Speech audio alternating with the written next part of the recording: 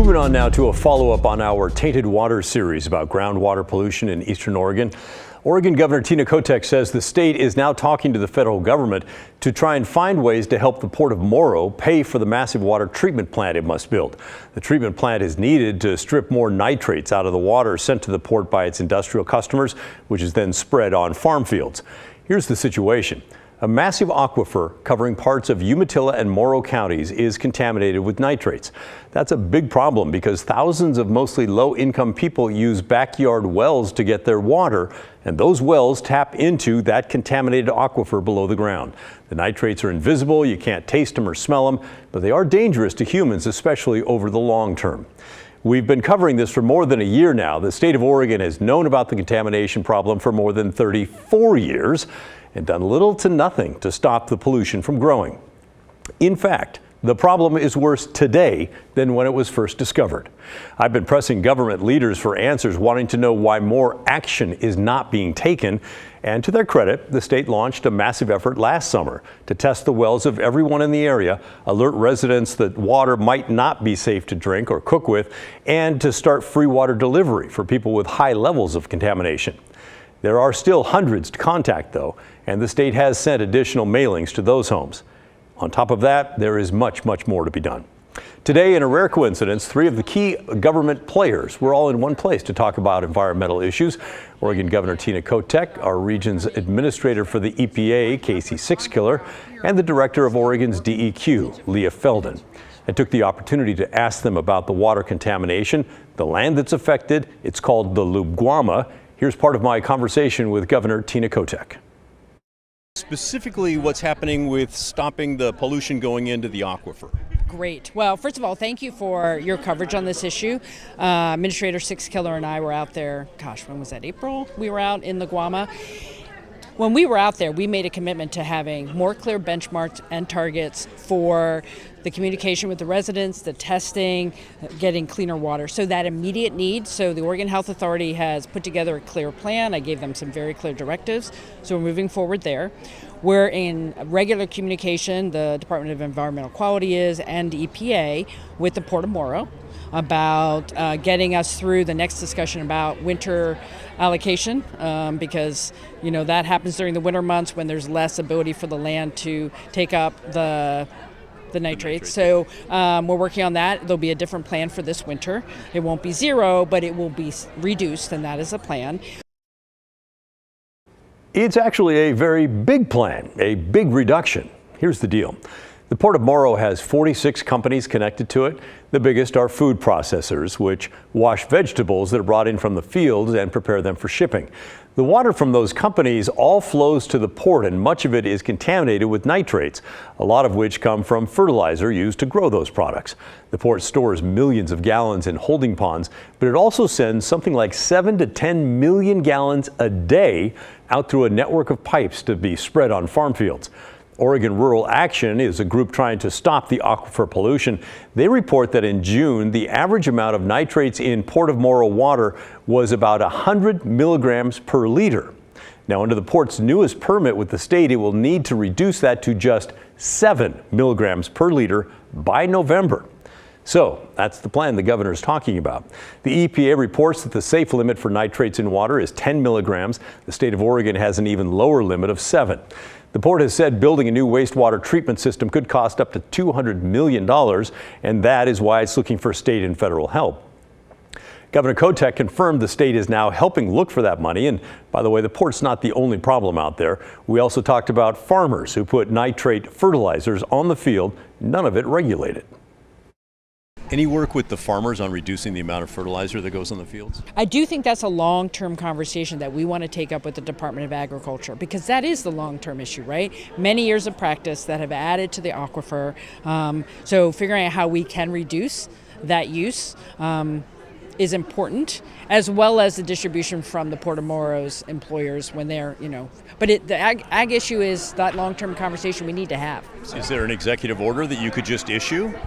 I don't think it's that easy. I'm not a farmer, but I do know that One of the conversations I've heard, there are cleaner and better ways to fertilize that we also need to approach, right? So I would love to have those conversations with farmers. We'll need the support from our Department of Ag to do that. But that is we don't want to do all these things to fix the small part and not have fixed the longer term issue. Yeah. Okay, so that's the latest from the governor. I also got to talk with the director of the Oregon Department of Environmental Quality, Leah Felden. Thanks, Pat. Yeah, since we last got together to chat, I have also been out to the region, and we held a public meeting in partnership with the Department of Agriculture and the Department of Water Resources, as well as the Oregon Health Authority.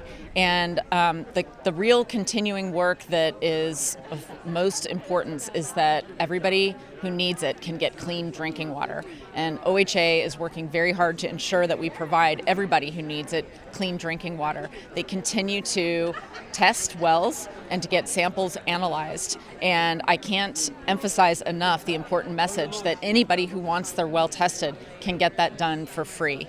So if they're in the loop, Guam. Yes, absolutely. And so that's really paramount importance. As we've discussed, the short-term work to make sure everybody has clean drinking water versus the long-term work, these need to be really different plans. The long-term work meaning to work to reduce the nitrate pollution into the groundwater for the region. Are we any closer to taking any action that would start to reduce that?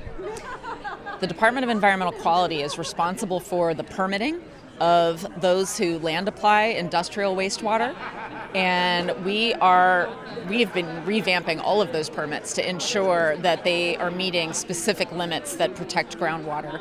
So I'm really happy with the work that we've done on the permits and the enforcement that we've taken when needed. And going forward, DEQ is working with our partner agencies, the Department of Agriculture and Water Resources Department, to broaden the conversation in terms of agriculture in the region and what can be done to help reduce nitrate from the agriculture sector, and to talk about the information we have and gather data about the wells in the region. So we may be closer to action, but other than cranking down on the limits for the port and perhaps others who already have permits, there is no new action, at least not right now.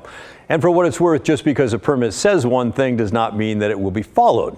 Through our reporting, we've told you how the Port of Morrow has violated its water permits some 2,000 times between 2007 and 2022, and then hundreds of times since, paying hundreds of thousands of dollars in penalties instead of following the permits.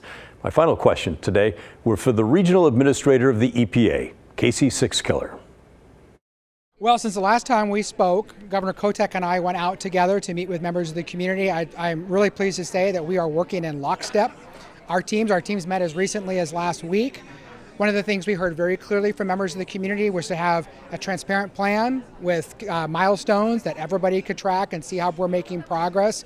And I'm really pleased with the work that we're doing together to deliver just that. And I'm hopeful by the end of the summer we'll be able to share that with members of the community. With a great work going on by other departments here at the state of Oregon, including DEQ, Department of Ag, and Department of Health, of course, as well. So I feel like we are, as a government, doing what our commitment was to work as a whole government approach, do it together, stay in constant contact with members of the community, and make sure that we're following through on the commitments that we're making. And as you know, there's a lot of frustration because there's been a lot of behind-the-scenes work, but not much actual specific work that would change anything. Is that something we could look forward to? Absolutely. I think that's absolutely the top objective for us, other than, of course, making sure folks have access to safe drinking water, is to make sure they have a plan that they see themselves in. And I think that also was a very clear message that we got when we were down together in the Umatilla, and making sure folks knew what was happening, that we weren't just the government showing up and telling them how we're going to solve their problem, but they could see and they could provide feedback, and then we can work together moving forward. So there you have it, 3 leaders, all with some pretty big-time clout in their respective fields, weighing in on what's happening with contaminated water. What's going through your mind now after hearing each of them and what they had to say? Are you impressed? Not so much? Have other thoughts? Email us, will you? The address is thestory@kgw.com, or call and leave a voicemail, 503-226-5090. By the way, the real reason those three government leaders were in town today was to celebrate an announcement that Oregon is getting almost $200 million from the EPA to take on pollution. The grant will help pay for programs for clean energy building, transportation, and other initiatives. Overall, more than $4 billion from the Inflation Reduction Act is going to states across the country. That $197 million coming to Oregon makes it the largest federal grant being awarded this time in the Pacific Northwest.